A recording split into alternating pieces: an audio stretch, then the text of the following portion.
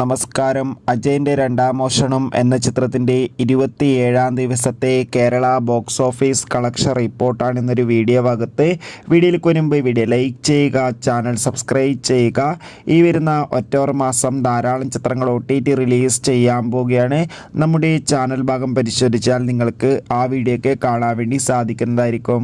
ടൊവിനോ തോമസ്, ബേസിൽ Joseph എന്നൊക്കെ പ്രധാന കഥാപാത്രങ്ങളായ ചിത്രമായിരുന്നു അജയൻ്റെ രണ്ടാം മോഷണം.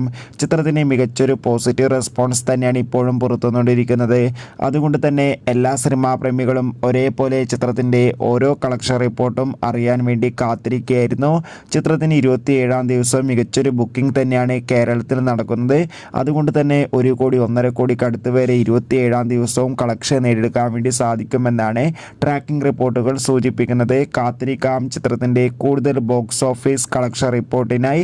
ചിത്രം കണ്ടവരുടെ അഭിപ്രായം കമൻറ്റ് ചെയ്യാൻ വേണ്ടി ശ്രമിക്കുക. Bye bye.